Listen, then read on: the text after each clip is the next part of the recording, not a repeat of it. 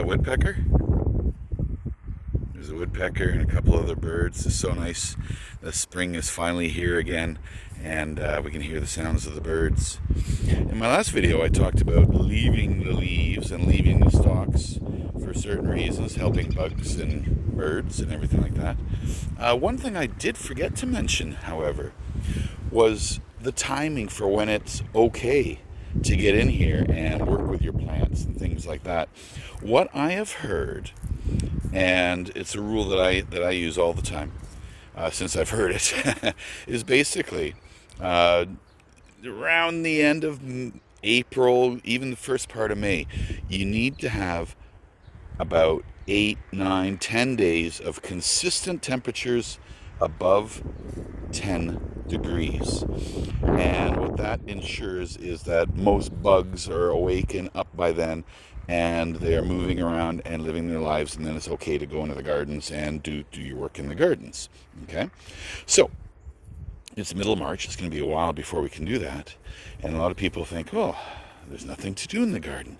Well, there's always something to do in the garden. And that's what this video is going to focus on right now. This is my red currant bush. And this is the perfect time to prune it. So this video is about pruning the red currant bushes. And there's a couple rules, and we'll get into that in just 2 seconds.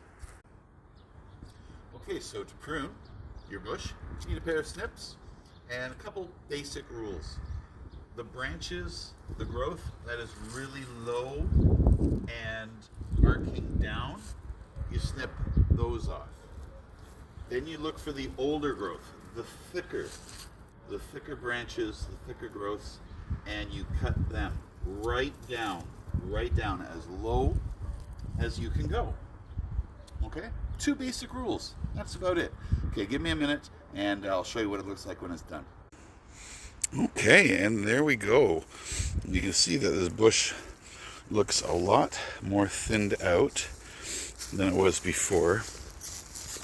We can see that all the low-lying growths have been cut off, and a lot of the older growth, about 4 or 5 years old growth, and that's considered old.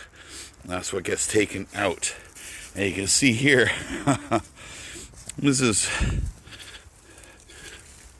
quite the pile. We've almost cut the berry bush in half. Now that doesn't mean that I'll be getting half the berries this year. If anything, I'm going to be getting more berries because now my bush is looking